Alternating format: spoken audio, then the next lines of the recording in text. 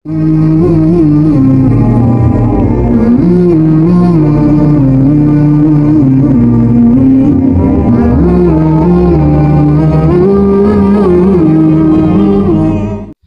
اللہ الرحمن الرحیم۔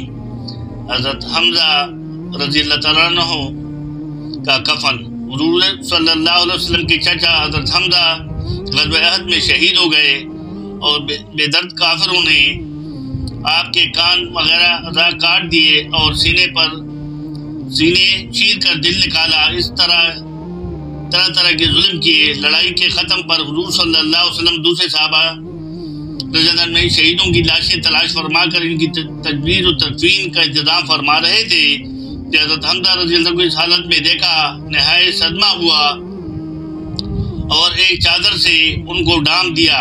اتنے میں حضرت حمزہ رضی اللہ عنہ کی حقیقی بہن حضرت صفیہ رضی اللہ تعالی عنہا تشریف لائی کہ اپنے بھائی کی حالت کو دیکھے۔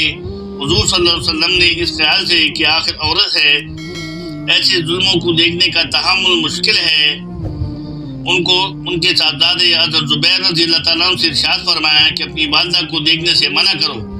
انہوں نے والدہ سے عرض کیا کہ حضور صلی اللہ علیہ وسلم نے دیکھنے کو منع فرمایا۔ انہوں نے کہا کہ میں نے یہ سنا ہے کہ میرے بھائی کے ناک کان وغیرہ کاٹ دیے گئے ہیں، اللہ کے راستے میں کون سی بڑی بات ہے، ہم اس پر راضی ہیں۔ میں اللہ سے ثواب کی امید رکھتی ہوں اور انشاءاللہ صبر کروں گی۔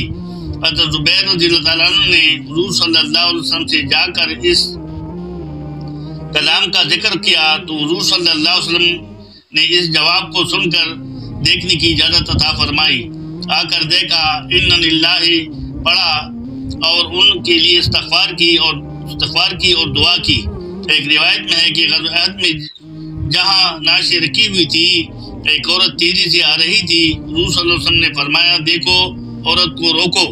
حضرت زبیر رضی اللہ عنہ کہتے ہیں، میں نے پہچان لیا کہ میری والدہ ہے، میں جلدی سے روکنے کے لیے بڑھی مگر وہ قوی تھی۔ ایک گھونسا میں نے مارا اور کہا پرے ہٹ۔ میں نے کہا کہ حضور صلی اللہ علیہ وسلم نے منع فرمایا ہے تو فوراً کھڑی ہو گئی۔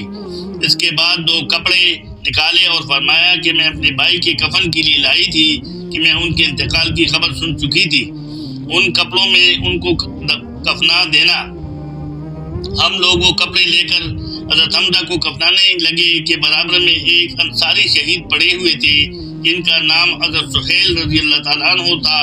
ان کا بھی کفار نے ایسا ہی حال کر رکھا تھا جیسا کہ حضرت حمزہ رضی اللہ تعالیٰ عنہ کا تھا۔ ہمیں اس بات سے شرم آئی کہ حضرت حمزہ کو 2 کپڑوں میں کفنا دیا جائے اور انصاری کے پاس ایک بھی نہ ہو، اس لیے ہم نے دونوں کے لیے ایک کپڑا تجویز کر دیا، مگر ایک کپڑا ان میں سے بڑا تھا اور دوسرا چھوٹا۔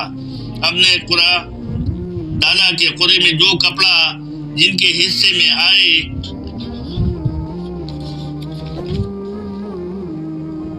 گا ان کو کفن میں لگا دیا جائے گا۔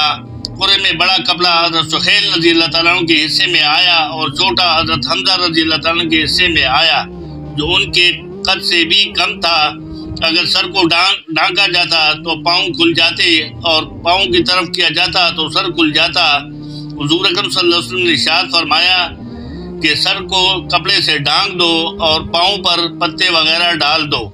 ابن سعد رضی اللہ تعالیٰ عنہ کی روایت ہے کہ حضرت صفیہ جب وہ 2 کپڑے لے کر حضرت حمزہ کی نعش پر پہنچی تو ان کے قریب ایک ہی انصاری اسی حال میں پڑے ہوئے تھے، تو ایک کپڑے میں دونوں کو کفن نہ دیا گیا۔ حضرت حمزہ کا کپڑا بڑا تھا۔ یہ روایت مختصر ہے اور خمیس کی روایت مفصل ہے۔ فائدے میں سے لکھتے ہیں، یہ 2 جہاں کے بادشاہ کے چچا کا کفن ہے اور وہ بھی اس طرح کہ ایک عورت اپنے بھائی کے لیے 2 کپڑے دیتی ہے۔ اس میں یہ گوارا نہیں کہ وہ انصاری بے کفن رہے، ایک کپڑا بانٹ دیا جاتا ہے اور پھر چھوٹا کپڑا اس شخص کے حصے میں آتا ہے جو کئی وجہ سے ترجیح کا استحقاق بھی رکھتا ہے۔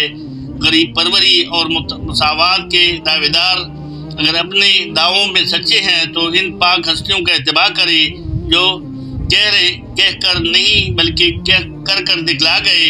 ہم لوگوں کو اپنے لیے ان کا پیروکار کہنا بھی شرم کی بات ہے۔ کتنی زبردست بات آ گئی کہ نبی پاک صلی اللہ علیہ وسلم کے چچا کی شہادت کا قصہ تھا اور پھر کفن کا واقعہ آیا تو ان کے حصے میں ایک کفن کا ایک ٹکڑا آیا جس سے پورا جسم بھی نہیں ڈھانپتا تھا، لیکن ان لوگ وہاں بھی مساوات دکھائی. یہ انہیں نبی پاک صلی اللہ علیہ وسلم کی تربیت تھی اور احسان و قربانی کی اور ایک دوسرے پہ جان نچھاور کرنے کی اور ایک دوسرے کا احترام کرنے کی اور ایک دوسرے کا خیال رکھنے کی.